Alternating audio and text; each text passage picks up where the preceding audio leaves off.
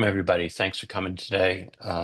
We wanted to do this November Lunch and Learn on a topic that a number of times has come up in both our supply chain meetings and subset of our Lunch and Learns, which is how to map your publishing supply chain. And after kicking it around in committee and with Ken, we decided that it was probably a good idea for me to try and be the presenter. It's a topic that I know well. I think, honestly, Ken knows it better. But between the two of us, you're going to get the best thinking that we have. I wanted to also let you know that we started out with this idea that we were going to model it after How to Tame Your Dragon. We sat around and Brooke, Liz, and I sat around for about an hour debating different ways that we could do that. We also, at the same time, agreed that it would be really cool to have a dragon. But in the end, we really couldn't draw the metaphor out as well as we wanted to. So the images that you see here are courtesy of Shutterstock and AI.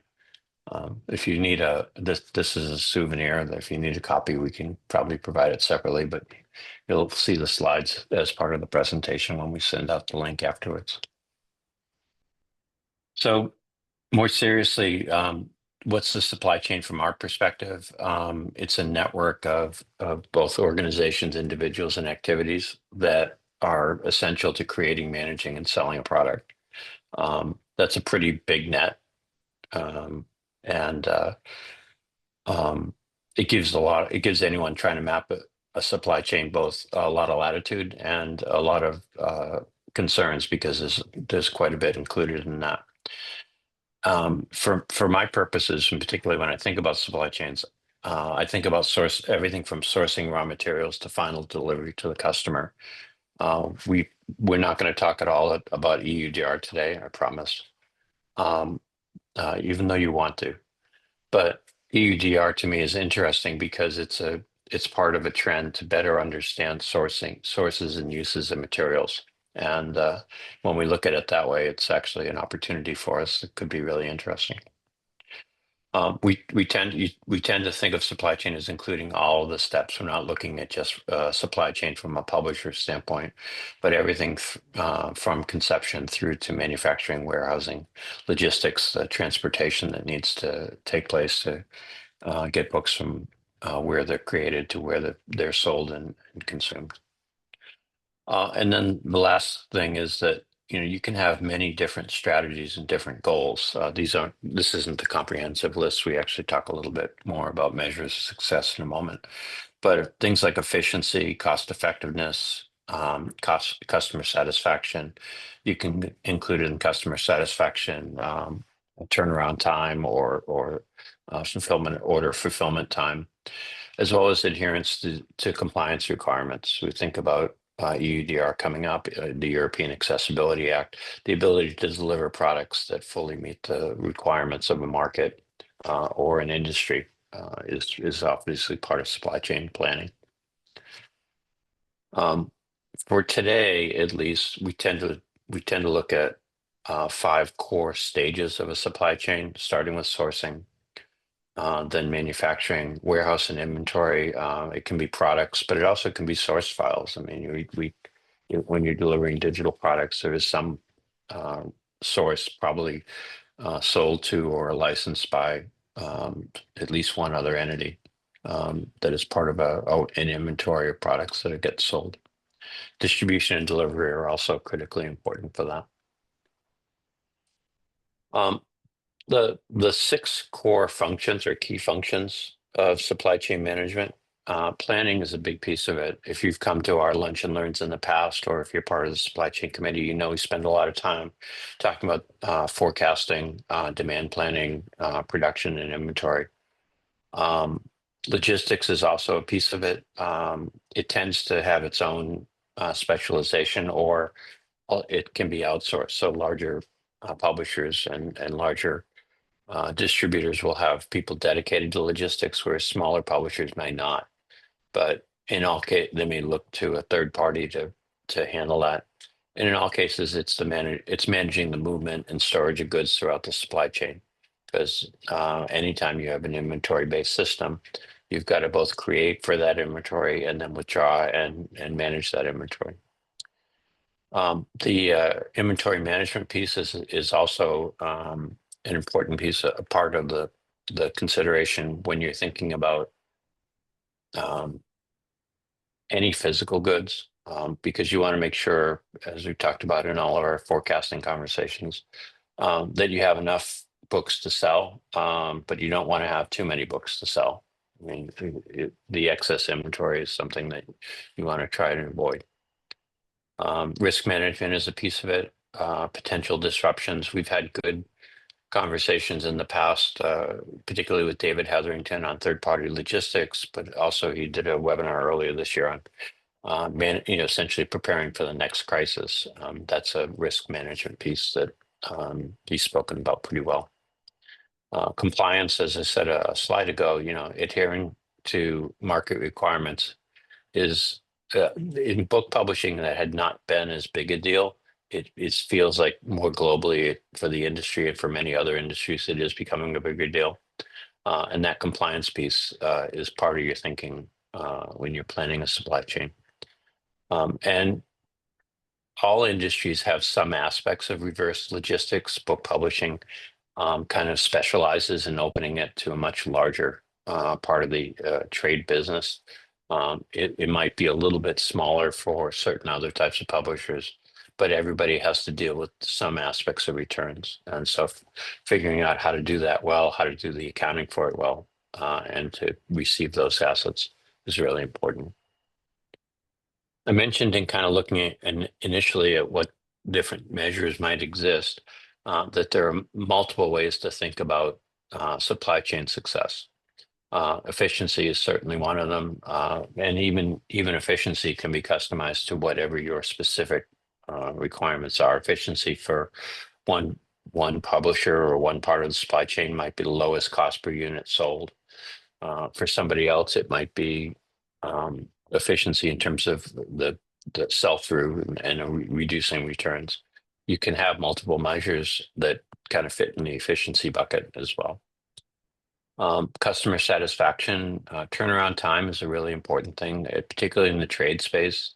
There have been publishing services companies in particular that have tried to minimize the turnaround time and have rapid replenishment so that a retailer doesn't necessarily have to order as many books to make sure that they have a good inventory if they know that they can get additional copies on a relatively quick basis. But it can also be just how often is an order completely shipped? Is billing correct? I mean, there are lots of other dimensions of customer satisfaction that you could consider. The adaptability and flexibility are two things that kind of fit back in the conversation that David led on third-party logistics and the ability to either scale up or scale down when your business is doing well. David's made the argument that it doesn't always make sense, or often doesn't make sense, rather, for a publisher to own a warehouse if they can't allocate it across a fairly wide volume of books. So working with third-party providers can make a lot of sense. It gives you that adaptability. Flexibility is also, when you have a supply chain that, for example, if a book does quite well and you need to go back to press on it, how quickly can you deliver on that, and how reliably can you keep inventory or essentially available a strong selling season. Compliance, I've kicked around a couple of times. Speed to market in general is a competitive advantage. There have been publishers that have tried to shorten the development cycle from idea through to bringing it to the marketplace. But you can also look across the entire supply chain and think of ways to shorten the amount of time it's required to get books into or out of inventory and to a retail outlet or an institution in the case of educational publishers.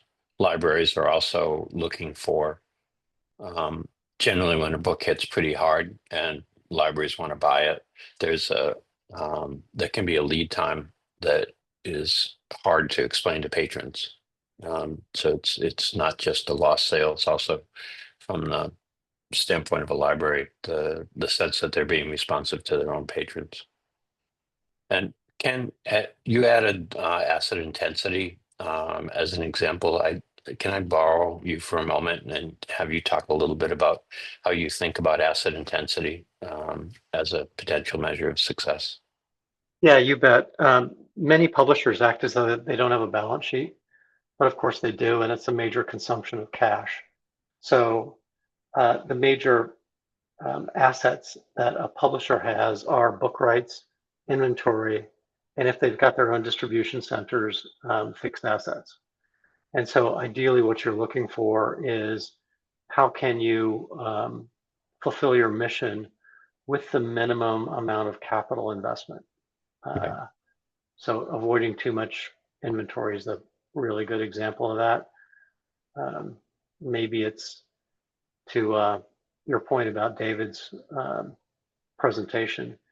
Maybe it's outsourcing your distribution so you get rid of your bricks and mortar, things like that. Right. Yeah. So, I mean, this isn't um, an exhaustive list, but these seven broad buckets are really useful things to think about when because if you're going to map a supply chain, ultimately you want to use the results to drive a purpose. So if you're not doing really well with customer satisfaction, you're looking at your supply chain for opportunities to improve on that. If you are doing really well and you think you're pretty efficient, you look at your supply chain to make sure that you either have um, the flexibility to adapt to changing circumstances. You might do scenario planning.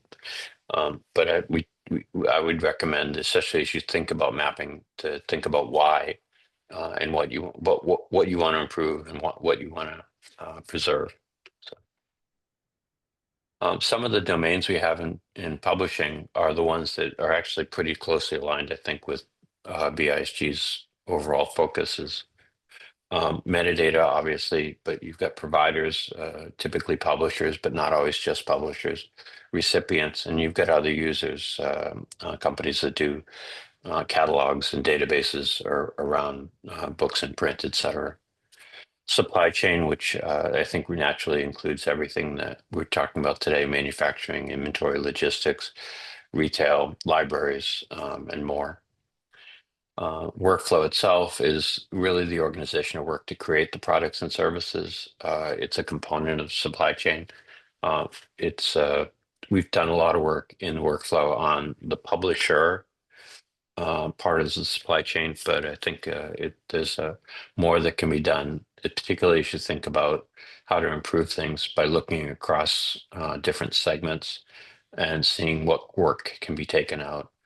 Ultimately, I think the marketplace is in a spot where, particularly for physical goods, efficiency and um, elimination of rework and unnecessary work is going to be a real benefit for margins, because this is there's generally perceived an upside or a limit on how expensive books can be. And with that, if it's not a cap, it's at least with these limitations on the ability to increase prices. The costs that are currently in the system, as they continue to escalate, will really put pressure on margins.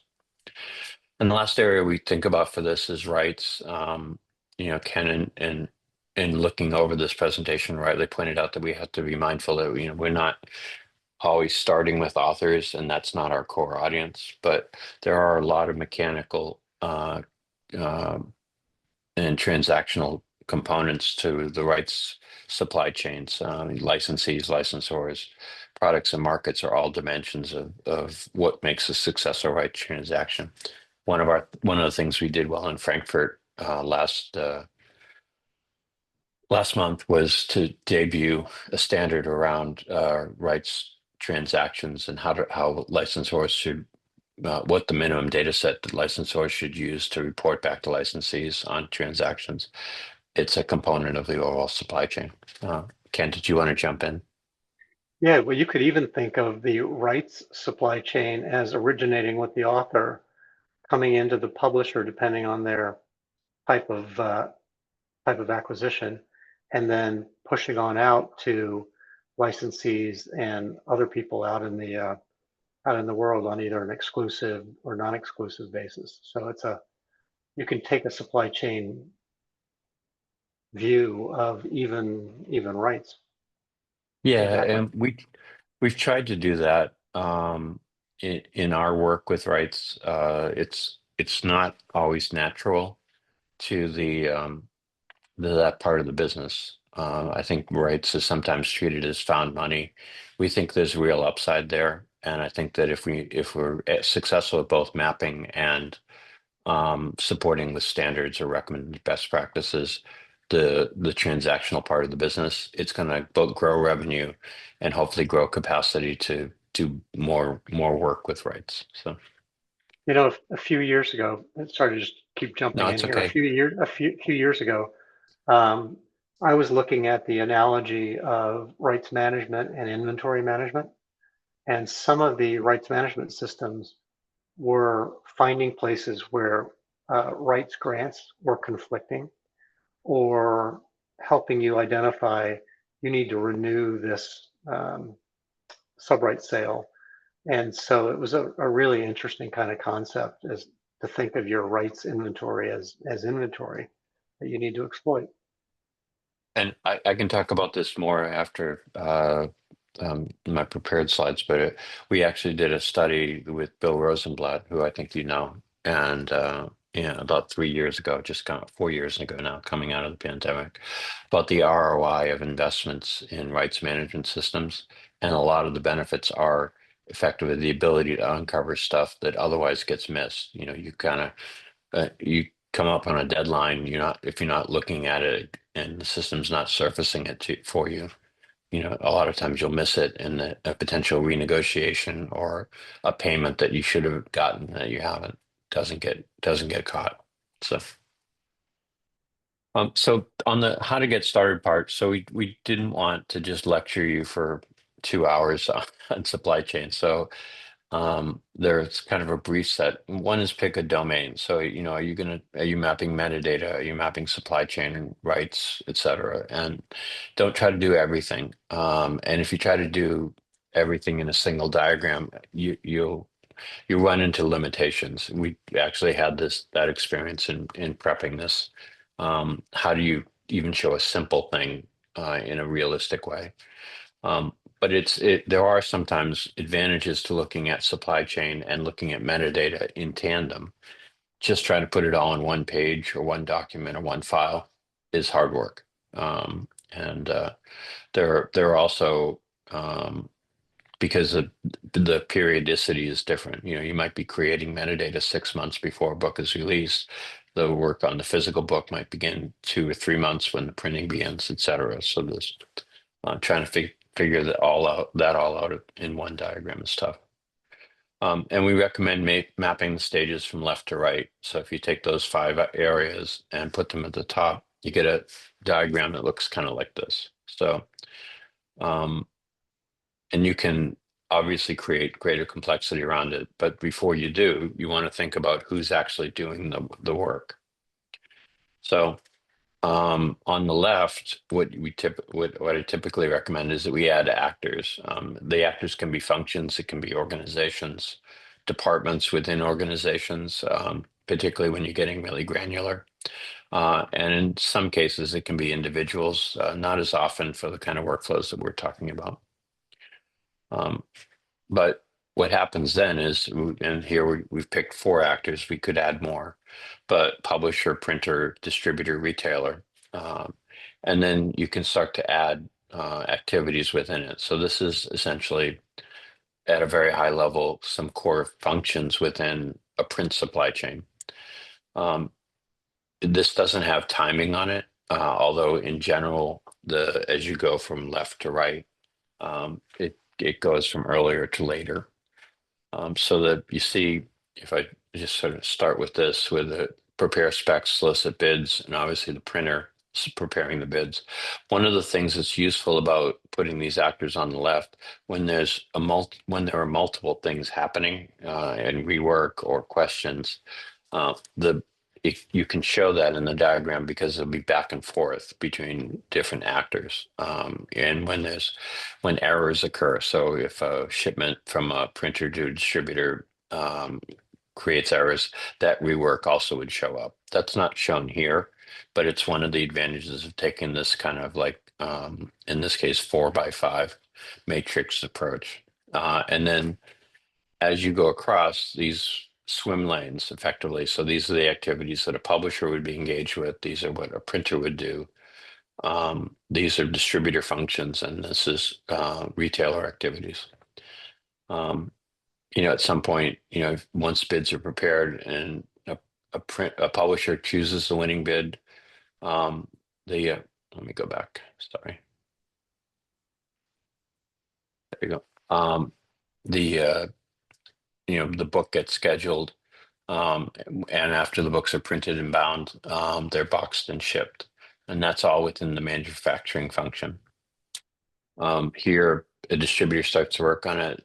This you'll see me say on the next slide. These are at a very high level, but it's a reasonable illustration of what you would want to do, and then each one of these things can be broken out in greater detail if you need to.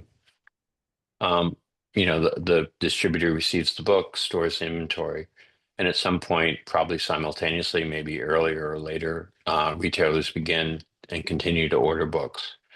The distributor acting on behalf of a publisher, most often, sometimes the publisher themselves acting with a publisher services company, will receive and fulfill the orders, and then the retailer will receive and sell the books. At some point, you could layer in returns as an additional component of this.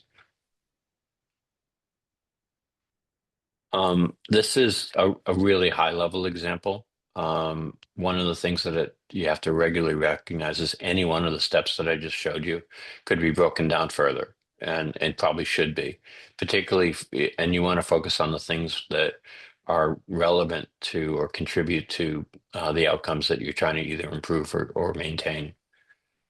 You look at something like prepare specs that could have multiple iterations. Matt Cannell is on today's call. Matt could probably tell you horror stories of requests for, dozens of different iterations for, book size, book finishing, etc. Schedule and print books could also have multiple actors. There could be a lot of different players in the mix. You might be printing, and we've heard this conversation around the UDR, printing a majority of the books in the US market, but then printing some in Europe. So it's no longer just, I go to this printer and they print my books, but rather I have multiple ways to get the books from conception through to the markets that I'm trying to serve. The same thing for receive and store books. Distributors aren't monolithic, and you may find that if you're using 2 or 3 different distributors, perhaps to serve different markets like the US, Canada, Europe, they may operate in different ways. So the paperwork that you provide for one may not work for another, and trying to find a way to harmonize that is important. And marketing the books. I'm just gonna go back for a moment. There's nothing on this about marketing, which would be a publisher activity. It probably occurs in the range of when books are moving to the warehouse, but capturing that and figuring out what the impact is on ordering the books obviously plays a role. Orders come into publishers and distributors in as many ways as there are orders. And it's actually one of the roadblocks we have in thinking about book publishing next at BISG is how do we, when there's so many different ways for a retailer, a library, and in some cases, if you think of Amazon or some of the larger publishers as also distributors, they have multiple ways to just initiate an order, and some of the systems are very sophisticated. Some of them are not at all. I mean, it's like Stripe and in non-traditional settings. So how do you account for that, and and what points does it block your ability to gather the data you want? Um, and actors do vary by format. They also vary by market. So an education workflow is different for actors from trade and the different departments, different sales routines, et cetera. Trying to capture that is important. And then ultimately, the diagram is simple, so you haven't seen libraries, systems, returns in the current diagram. Those are all opportunities. Uh, and that makes this kind of, in some ways, a daunting process, but we think it can be really useful. One of the things that I wanted to come back to and close with is, so you have a good supply chain map. Maybe it's much more detailed than this one. What do you do with it? Because putting the work in, it has to be for a reason.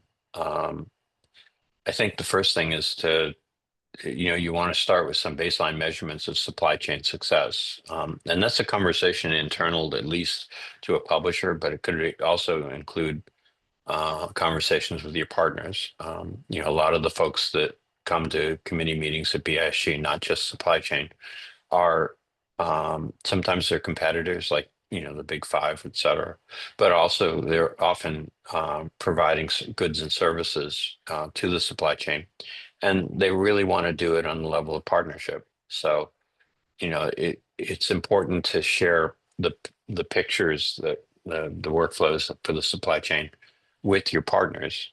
They're going to correct things. They're going to help deepen your understanding, and they may see the redundancies in their own operation that some could be taken out with better communications or a different approach to the supply chain between uh, a publisher and the partner. Um, the conversations that you have around them are not finger pointing. They're very much in the spirit of what we try to do at BISG, which is improve the cross-functional and cross-segment understanding. That it's almost axiomatic that the things that come to BISG as problems ultimately result in solutions, not because one side wins and the other one loses, but people understand better why it's a problem and they go to work on those issues. It's generally a really generous industry that tries to take costs out of the system, take errors out of the system wherever they can, but it's hard to get a full understanding when it's a complex business and not everybody, in fact, most people don't see the whole supply chain. So the maps give you a chance to see it. Open-ended questions are really helpful. Asking the why repeatedly, again, without finger pointing, but just say, help me understand this, can go a long way. There's a tendency, particularly with regard to system selection, to try and find the right solution really quickly. And one of the things that I try to encourage folks to do is look at options as broadly as possible. Don't think I need a system for this and then go out and find the system. It's better to optimize the process first, and then the tools can come in afterwards. Standards can be helpful, but they have to be meaningful. I mean, you're not going to standardize everything across the publishing supply chain, but I do think that there are opportunities like the example I gave a few minutes ago with rights, where introducing some recommendations for how to make communications work better could go a long way. And then whatever your baseline measurements are, you have to regularly keep them up to date. I mean, if they don't become part of a scorecard, or you only come back to them at the end of a year and don't think about them all the time, it's not going to necessarily give you enough information to improve what you're doing. So some of the challenges, every time you have to cross segments, you're working with other companies, that's extended coordination, that's hard work. The flip side of that is if you optimize your own work, you may actually screw the supply chain up. So you want to be thinking about ways to understand before you change something. There's also the challenge of legacy practice. It's often embedded in existing supply chains, sometimes in existing software, and it's really hard to change. And it's likely that as you try to map and improve a supply chain, you're going to have organizational untouchables. It could be your own organization, like we don't want to change this. This is how we work. But it could be other organizations as well. And working through that takes energy. And um, I know, Ken, you've done a tremendous amount of work in different assignments that you had over the years, to try and improve workflows and supply chains across multiple units, particularly ones that have been built through consolidation or acquisition. It's just tough work, and it's easy to get discouraged. So I told you we'd have another picture. The um, I think four steps to take away from this, and we can kick this around in the Q&A. Talk with your team about what it is that you're trying to achieve. What things would make you more effective, and it could be order effect. It may not. It could be just one thing. Like we want to make sure that all of our orders are accurate and completely fulfilled first time. And maybe we're at 90% right now, and we'd like to make that 95. Um, and as you do that, then you want to make sure you have good ways to measure your current effectiveness. Following an order or a book or a metadata record is a good way to go about it. The it's hard in theory. I mean, the diagram I showed you is kind of written from my own understanding of supply chain. But if you actually look at what happens throughout the life of a particular book, a particular order, you'll see a lot of the touch points that you either want to keep because they ensure quality, or that you want to change because they feel redundant or potentially error prone. And then with all that in mind, you really do want to talk with your partners, because they may have a perspective on ways to improve. You may have a perspective on things that you want to protect, things that are working that you don't want to lose. And you want to make sure that if either the market changes or the environment changes for our ability to deliver books, that you're prepared to respond in a way that um, continues to support whatever your organizational goals may be. So I think that's about it. Well, that was a lightning tour through mapping supply chains. Um, I thought of some other compliance issues like children's safety is one. You could even consider making sure that you don't try to print books in China that mention Taiwan or Tiananmen Square or things like that. So Yeah, they're yeah, that definitely won't work. compliance. That won't work out very well. Um, yeah, and Have, it have is you it is interesting. have you been hearing about anyone using digital twins in publishing supply chains? Have you run across this? No, I have not. What maybe you could say a little bit more about it.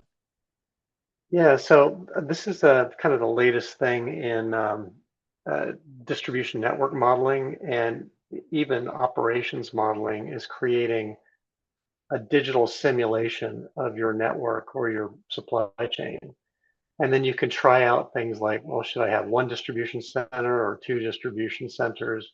Should it be by product line? Should it be geographically so I can deliver more quickly to customers? It's a pretty interesting concept. I don't know that our supply chains tend to be complex enough to where that's really necessary.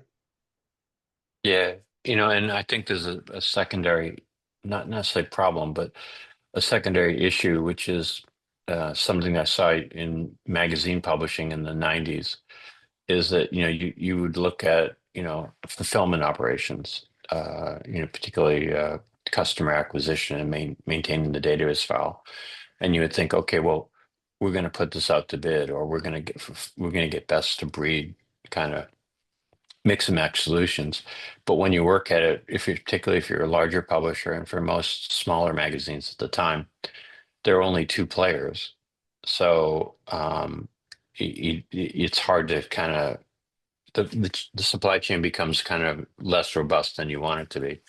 And I don't say this because to cast aspersions on anyone within the current supply chain, but it's a fairly consolidated market for distribution and retailing. And so innovation really requires bringing those folks to the table.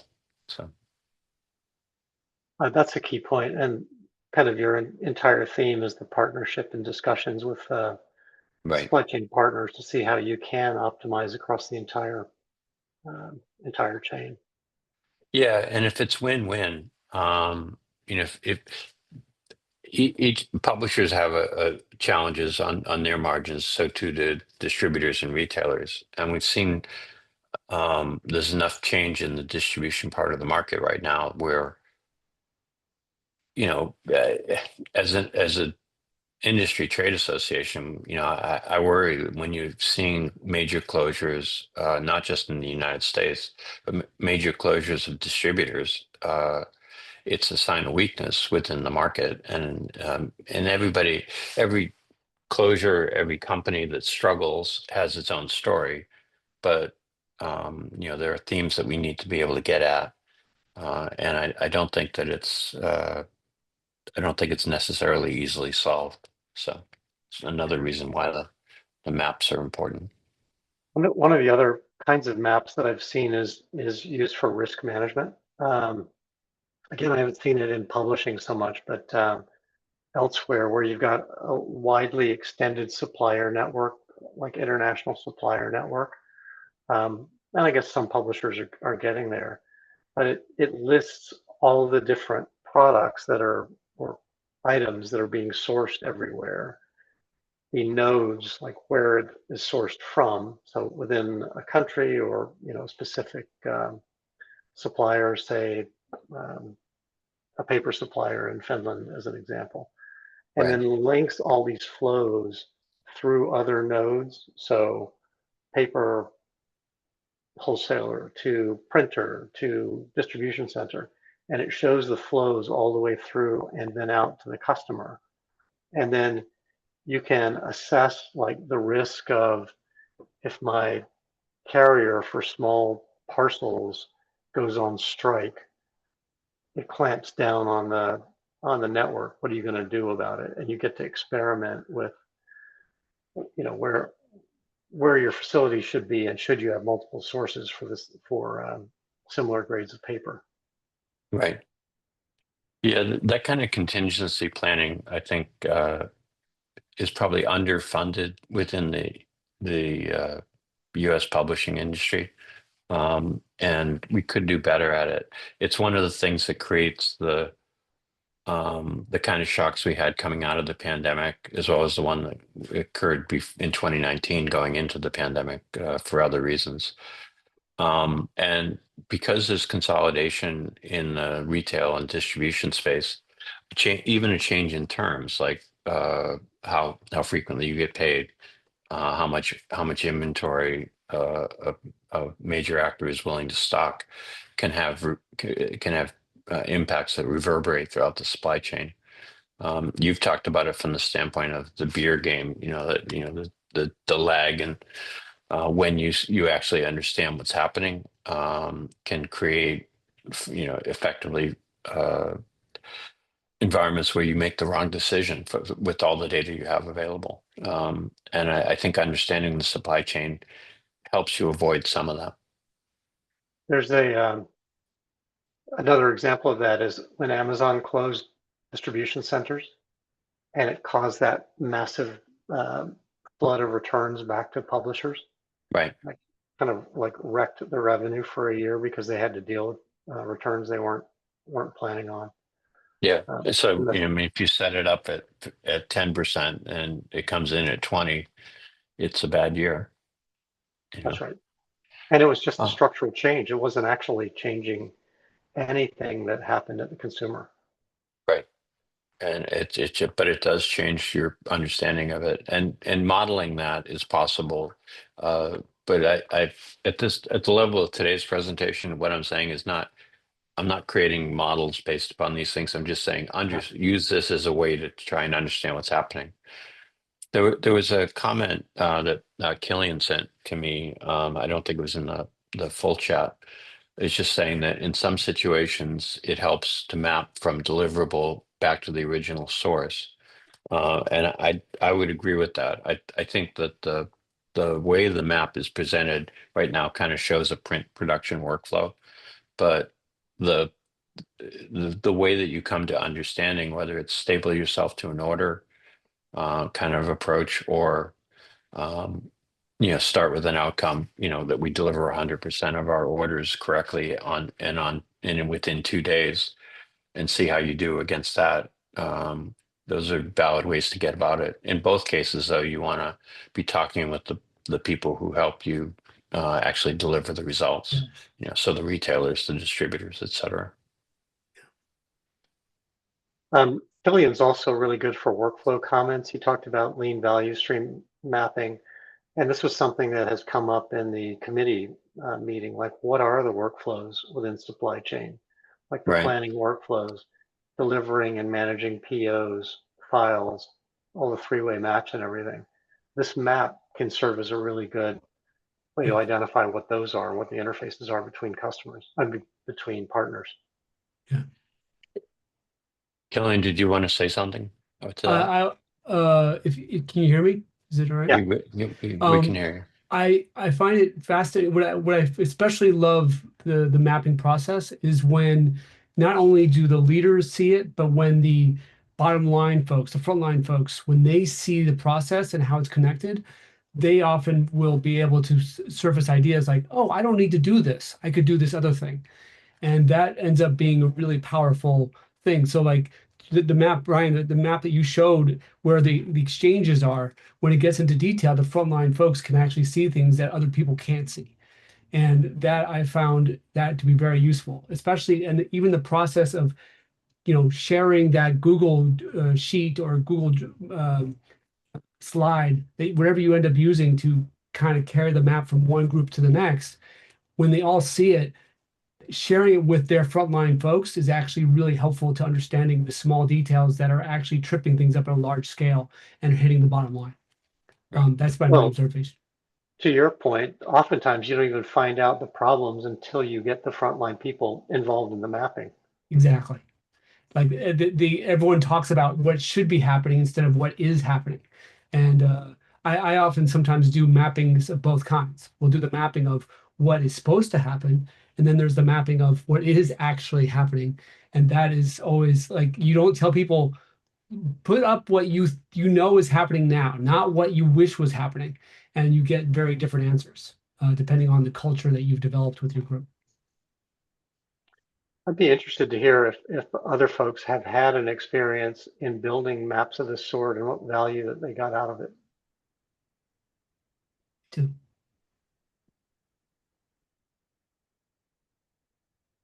can always call on people. It's not quite like committee. I will add that you caught my reference to staple yourself to an order. That article was written by one of my college and business school um, classmates, John Sviokla, along with Ben Shapiro, who taught. I was in his first year marketing class at HBS. The it's a mid '90s. Um, I think probably 1996 article, but it's 30 years later, but it's still really worthwhile. Well, one of the other developments there is now process data mining with tools like Solonis, where you've got all these transactions like orders, and they're generating all these log files, and you can throw that into a tool like Solonis for process data mining, and it will generate what the actual flow of that order was. And it's surprising the diversity of paths that normal transactions you would think would be very straightforward can take through your organization. Right. I want to clarify that the dragon was in no way, shape, or form conceived to look like Ken Brooks. Ken Brooks And is it, yeah, so, that was a useful observation early on. Um, and I did want to point out that the ship in the river was not fitting through the gap in the bridge. no. This is what happens when you use AI to create an image.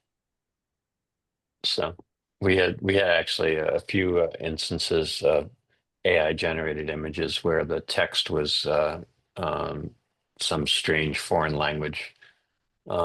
They're at least not one that we recognize. So we decided to go with the ones that were more easily or readily presentable to a book audience. So Well, that shows a supply chain bottleneck right there. That's right. yeah, that's true. That might be a Not, decent not representation. to, not to mention the dragons swooping in and setting your cargo on fire. Yeah, Let me mention just but one flow chart that I put together once, showing sourcing from China. I had all the boxes with the arrows going from one to the next, but then the distance between the boxes I made representative of the time it took to get from one step to the next. that's interesting. And that really helped with sourcing from China because you could see exactly how long it took to get the product from China. Then you start thinking, well, what could be doing while all this is happening? What can you do in parallel where these long time frames are? Or you look at yeah, how can we shorten some of these time frames? That makes it very visible too. Agreed. You know, um, Ken and I have worked on a couple of projects together in our um, reasonably distant past. And one of the things that also is helpful but hard to do is to show process or supply chain and then the systems that are invoked at various junctures.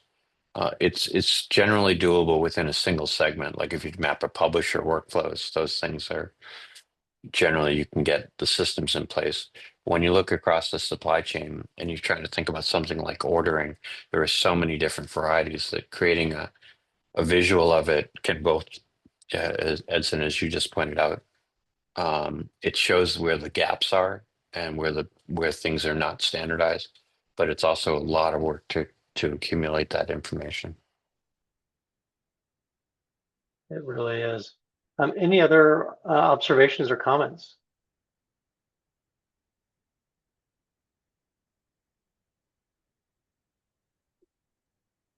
Um, I offer one thought. Please. Sure, please go ahead. That mapping can happen at any level. I have seen maps that go from the frontline folks trying to describe what they're doing, and then just taking that same doc, as long as the document is manageable and editable by other levels of people, it often grows. So something that was this big grows to be this large and this large. And but you can, so no matter where you are in your situation, if you're at a managerial level, director level, C-suite, or frontline, you can create change in your organization by making it visible.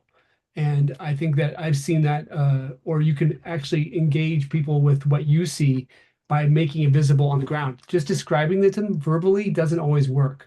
What I found is that a visual process allows people to interact and add to it, and I think it really grows a lot. Again, I think you might even mention this to me in a lunch or two back in the day, but I really I feel like visualizing it the way that Brian is helping everyone see here, it really helps everybody see what's happening and especially what's wrong about the process or what's wrong about the assumptions and clearing them up. So don't worry about having it be perfect. It needs to be just there. Anyway, those are my thoughts. I'll stop. Yeah, There's a, oh, go ahead, Brian. no, I was going to say I agree. It's There's a woman, Laura Cecere, Uh-huh. Cecere, who calls herself the supply chain shaman. Strange Uh-huh. name, but she's quite innovative. She talks about mapping demand streams Oh, and cool. looking at the gaps and delays from when you know that when demand actually happened to when you see it, and then the bullwhip effect of how this is the Yeah. back on the beer game. This is how that demand volatility increases with the size of your or the duration, as it Oh, were, of your supply chain. yeah. I mean, Edson's point of view of having the maps show the length of the weight. I mean, that is a very powerful way of having a conversation about something, is not telling them, but showing them. I've seen it happen and solve problems over and over again with organizations. This is great. Well, and you can actually calculate, come up with a metric for the bullwhip effect by looking Oh, at the coefficient of variation at the source versus the coefficient as things have accumulated and passed through. And so you see kind of low variation at the source where people are using whatever it is you're supplying. right, And then at each stage, as it gets aggregated into a bigger and bigger order quantity. That's the other right. real problem with long lead times within supply chains. Yeah. That's, Yeah, I mean, in inventory changes your perception of what's actually happening, because if you have excess, you're insulated from what's actually happening in the marketplace. And same thing with lead time. So lead time is like in one over inventory. So, I was once talking to somebody about, they were talking about print on demand being the cure for this. And really, if you think about it, inventory is just stored production capacity. right. So you can deal with a whiplash with a lot of inventory, but if you've got a fixed capacity, you're out of luck if you get a big demand spike. Yeah, and it's one of the reasons that some of the larger publishing services companies and have worked on replenishment time and just trying to push that down is good. I mean, part of it is it makes them more responsive, even if they have inventory, but it's also essentially a way to gather data about what's actually happening in the marketplace and to capture those sales.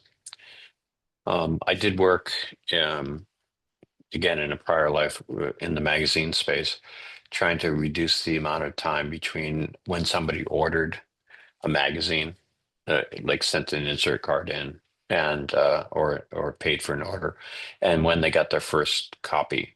And I think everybody's familiar with the language about please allow us 4 to 6 weeks for even for a weekly magazine, which is kind of crazy, when you think about it, because we print every week. But it was tied up in the systems that were required to accept an order or get an order, deposit the check, and then add the record to the system. And so we tried to figure that out and reduce it. And the funny thing was that the biggest resistance that we got was from our own business office, which didn't want to reduce the lead time because they felt like if you give us 4 weeks, then we'll know what 4 weeks from now looks like. But if you do it every week, then it's going to have greater volatility. I'm still trying to, it's been 35 years and I'm still trying to get my head around that. But you're still carrying it with you. That was called the yeah, Early it's, Starts Program. yeah, this is I me remember working on it even before the early starts thing was essentially a workaround. I was just that. Yeah, trying that to was like backwards. collapse it. Yeah. And yeah, it's a strange, it's just an example of how sometimes those internal organizational norms that are really hard to break. And if you ignore them, you'll never go anywhere. But if you adhere to them, you'll never go anywhere. So um, Good observation. Brian, thank you for this session. This has been really like a tour through the past 20 plus years of supply chain management. right. Well, there's more that we can do on this, and I know you're going to take a look next month at the year and kind of think about what next year looks like. I think we've got a lot of good things in front of us in supply chain committee that we can work on, but it's I think part of it is what Killian said, and an aspect of what Edson said. You have to give people the tools and the direction, and let them get their hands dirty doing this. So, Very true. yeah, All right, thanks everyone for attending today. Look forward to seeing you next time. thanks then. Thank you for inviting me. Appreciate it. Thank you.